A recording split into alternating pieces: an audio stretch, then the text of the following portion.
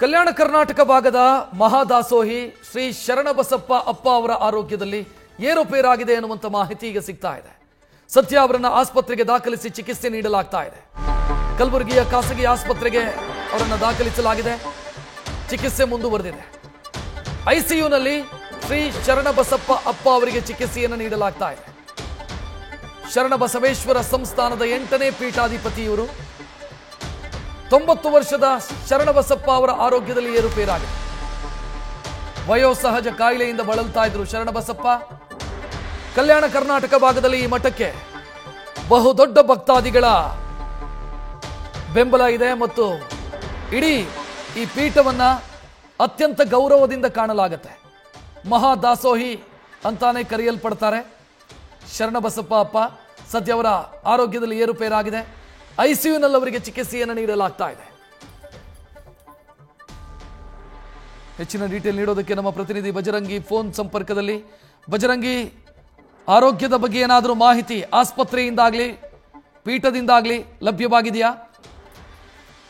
ರಕ್ಷತ್, ಖಂಡಿತವಾಗಿ ಕೂಡ ಕಲಬುರಗಿಯ ಶರಣಬಸವೇಶ್ವರ ಸಂಸ್ಥಾನ ಅಂತಂದ್ರೆ ಕಲ್ಯಾಣ ನಾಡಿನ ಆರಾಧ್ಯ ದೈವ. ಈ ಒಂದು ಮಠ ಏನಿದೆಯಲ್ಲ, ಈ ಮಠಕ್ಕೆ ಒಂದು ದೇವಸ್ಥಾನಕ್ಕೆ ತನ್ನದೇ ಆದ ಭಕ್ತರ ಸಂಖ್ಯೆ ಇದೆ. ಅತಿ ಹೆಚ್ಚಿನ ಭಕ್ತರು ಕೂಡ ಈ ಶರಣಬಸವೇಶ್ವರ ದೇವಸ್ಥಾನಕ್ಕೆ ನಡೆಸ್ಕೊಳ್ತಾರೆ. ಇದೀಗ ಒಂದು ಶರಣಬಸವೇಶ್ವರ ಸಂಸ್ಥಾನದ 8ನೇ ಪೀಠಾಧಿಪತಿ ಆಗಿರ್ತಕ್ಕಂಥ ಶರಣಬಸಪ್ಪ ಅಪ್ಪ ಅವರ ಆರೋಗ್ಯದಲ್ಲಿ ಏರುಪೇರಾಗಿರುವಂತದ್ದು. ಇವರು ಹುಟ್ಟಿರ್ತಕ್ಕಂಥ 1934 ನವೆಂಬರ್ ತಿಂಗಳಲ್ಲಿ ಹುಟ್ಟಿರುವಂತದ್ದು. ಅಂದ್ರೆ ಬರೋಬ್ಬರಿ 90-91 ವರ್ಷ ವಯಸ್ಸು ಇವರಿಗೆ ಆಗಿರುವಂತದ್ದು.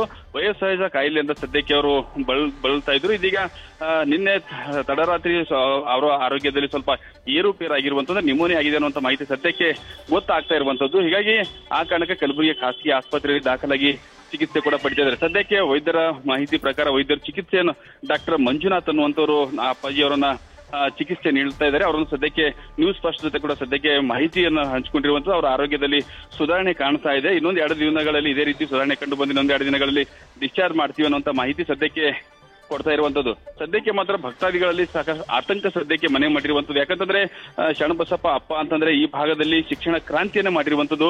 ಕೇವಲ ಕಲ್ಯಾಣ ಕರ್ನಾಟಕ ಅಲ್ಲದೆ ದೇಶದ ಬೇರೆ ಬೇರೆ ಭಾಗಗಳಲ್ಲೂ ಕೂಡ ಶಿಕ್ಷಣಕ್ಕೆ ಹೆಚ್ಚು ಒತ್ತು ಕೊಟ್ಟಿರುವಂತದ್ದು. ಅಂದ್ರೆ ಈ ನಾಡಿನ ಈ ಭಾಗದಲ್ಲಿ ಕಡು ಬಡ ಮಕ್ಕಳನ್ನು ಕೂಡ ಈ ಒಂದು ಸಂಸ್ಥಾನದಲ್ಲಿ ಓದಿ ದೊಡ್ಡವರಾಗಿರುವಂತ ವಿದೇಶಗಳಲ್ಲೂ ಕೂಡ ಅವರು ಕೆಲಸದಲ್ಲಿ ಇರುವಂತ ಅಂದ್ರೆ ಒಂದು ಶಿಕ್ಷಣ ಕ್ರಾಂತಿಯನ್ನು ಈ ಭಾಗದಲ್ಲಿ ಮಾಡಿರುವಂತ. ಮತ್ತೊಂದು ಕಡೆಗೆ ಶರಣಬಸವೇಶ್ವರ ದೇವಸ್ಥಾನ ಸಂಸ್ಥಾನ ಅಂತಂದ್ರೆ ಮಹಾದಾಸೋಹಿ ಅಂದ್ರೆ ವರ್ಷದ 24 ಗಂಟೆಗಳ ಕಾಲ ಕೂಡ ಇಲ್ಲಿ ದೇವಸ್ಥಾನದಲ್ಲಿ ದಾಸೋಹ ಕೂಡ ಇರುತ್ತೆ. ಸದ್ಯಕ್ಕೆ ಅಪ್ಪಾಜಿಯವರು ಖಾಸಗಿ ಆಸ್ಪತ್ರೆಯನ್ನು ದಾಖಲಾಗಿದ್ದಾರೆ. ಆರೋಗ್ಯದಲ್ಲಿ ಚೇತರಿಕೆ ಕಾಣ್ತಾ ಇರುವಂತದ್ದು. ಅಕ್ಷತ್, ಥ್ಯಾಂಕ್ ಯು ಬಜರಂಗಿ ಮಾಹಿತಿಗೆ.